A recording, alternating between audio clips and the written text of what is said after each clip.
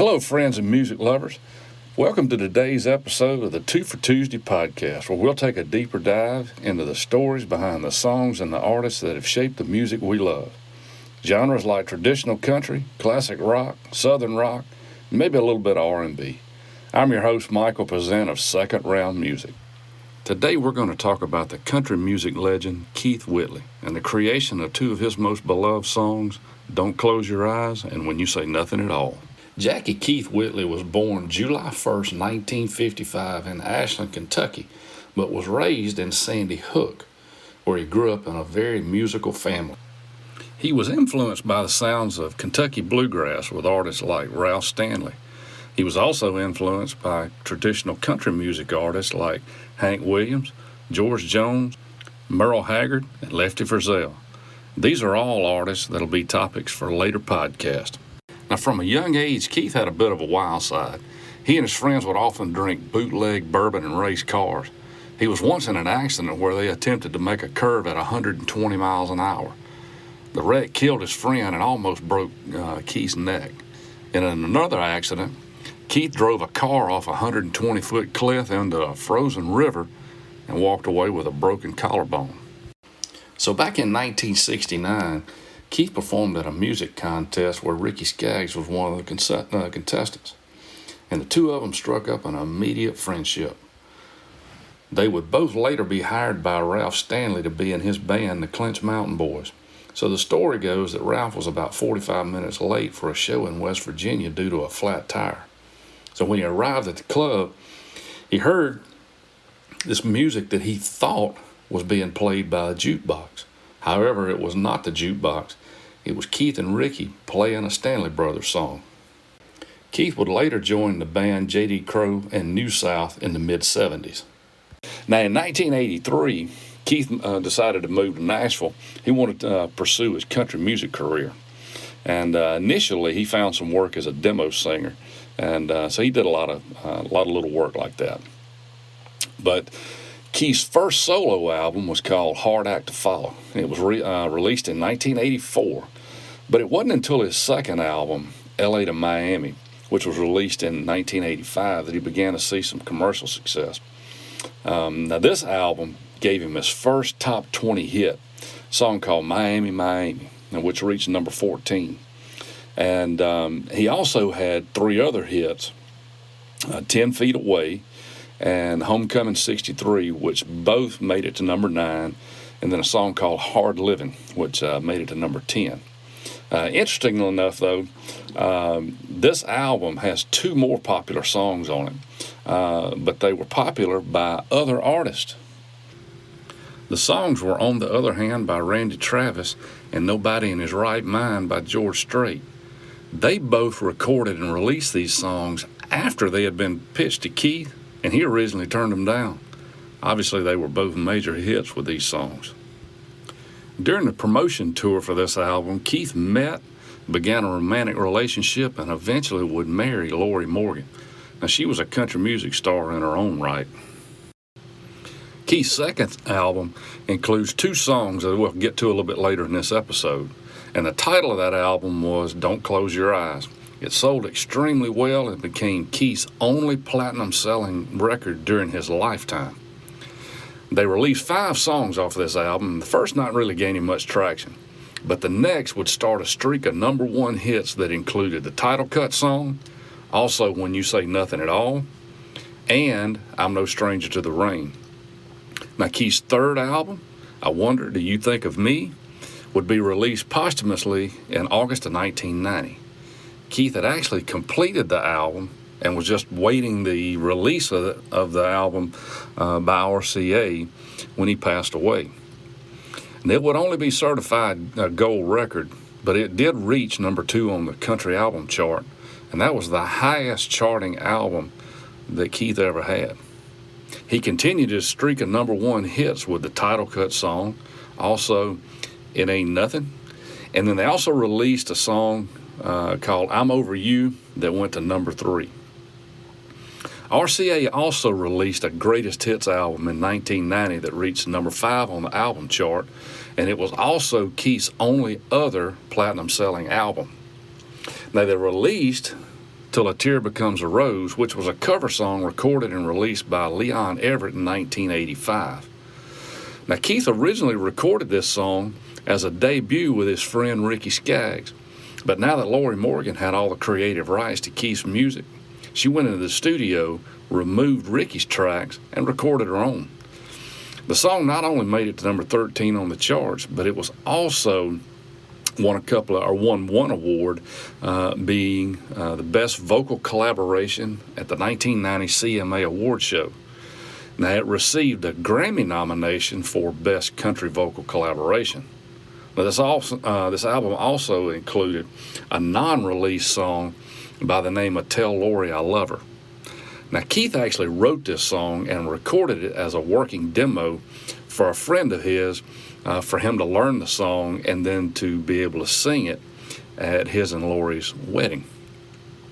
Now, unfortunately, despite Keith's talent and his success in string of number one hits, secretly he had some struggles of his own, some personal demons, and that included alcoholism. Now, tragically, Keith's life was cut short when he passed away May 9th of 1989 at the young age of 34. Earlier that day, he had a brief phone conversation with his mother, and later he got a visit from his brother-in-law, Lane Palmer. Now, the two had coffee and were planning a golf game and to have lunch later on that day. Now, according to the news articles, Palmer left Keith about 8:30, and he asked Keith to be ready to leave within an hour. And upon returning, Lane found Keith unresponsive on his bed and called the ambulance. Now, he was taken to the hospital where he was pronounced dead, and the official cause of death was acute ethanol poisoning. The Davidson County medical examiner stated that Keith's blood alcohol level was a .47. Now, that's equivalent to 20 one-ounce shots of 100 proof whiskey.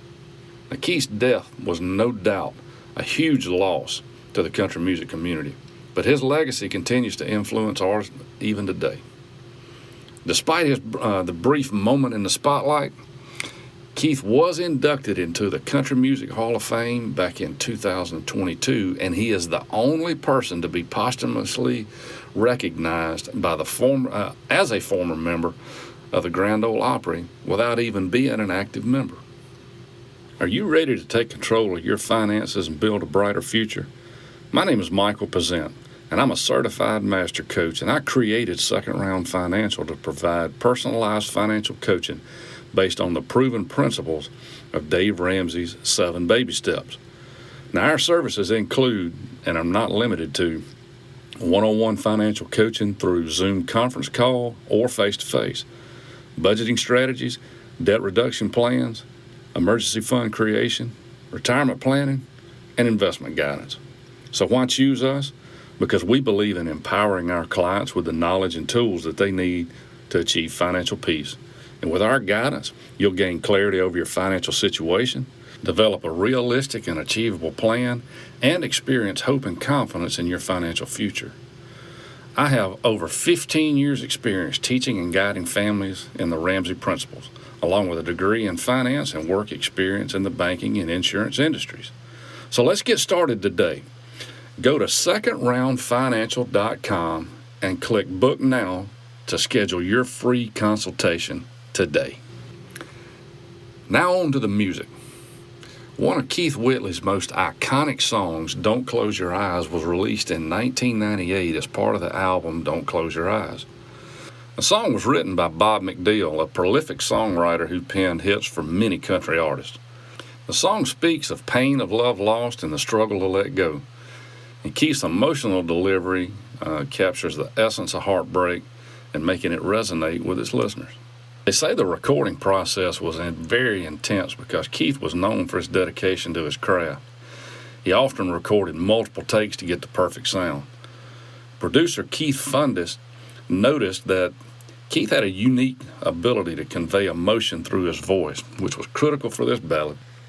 Don't Close Your Eyes became a massive hit, reaching number 1 on the Billboard Hot Country Songs chart, and it solidified Keith's status as a leading figure in country music at the time.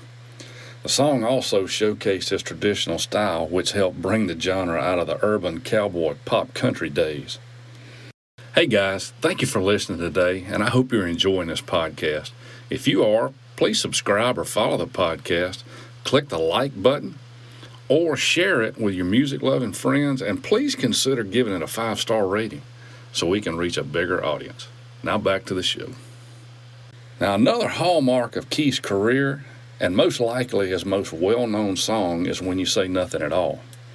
This song was originally written by Paul Overstreet and Don Schlitz and was featured on the 1988 album Don't Close Your Eyes. Now, if you remember, we talked about a little earlier that Keith felt like he missed out on the Randy Travis hit On the Other Hand. Now, that was also a song that was written by Overstreet and Schlitz. Now, the story goes that Keith felt he missed out when he passed on the first Overstreet and Schlitz song, and he didn't want to make that mistake again. Now, it's kind of interesting that neither one of these writers really cared much for this song, but Keith loved it, and he took it as his own. Schlitz was later quoted saying, "He truly sang this song from the heart." Now, the song's origin is pretty interesting in and of itself. The songwriters supposedly had ended what they called an unproductive day. And Overstreet went on to be quoted as saying, "We tried to find another way of saying nothing, and we came up with the song." Now, this song beautifully captures the idea that sometimes words aren't necessary in a relationship. And Keith's rendition of this song became a defining moment in his career, and it illustrated his ability to connect with his listeners on a deeper level. The recording of When You Say Nothing at All was notable for its simplicity, and Keith's vocal performance, backed by a general arrangement, allowed his lyrics and the way he sang them to shine. Now, the song, as we mentioned earlier, became another #1 hit for Keith, and has been covered by various artists, including Alison Krauss, who had a #3 hit with this song, and it also exploded her career and further cemented this song and Keith's status in country music history.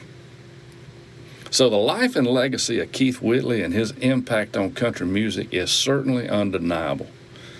His unique voice and emotional style have inspired countless artists from Garth Brooks to Brad Paisley.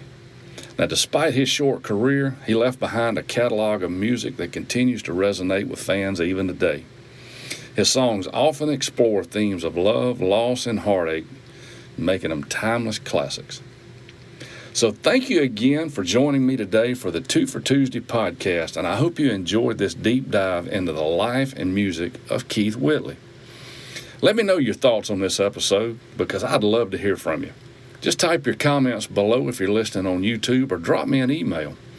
You can also click on the link in the description to hear me perform these 2 incredible songs. Don't forget to subscribe or follow the podcast, click the like button, and share it with all your music-loving friends. So just remember, I love you and I need you. And tune in next time as we continue to explore the stories behind the music we love. God bless you. Hope to see you soon.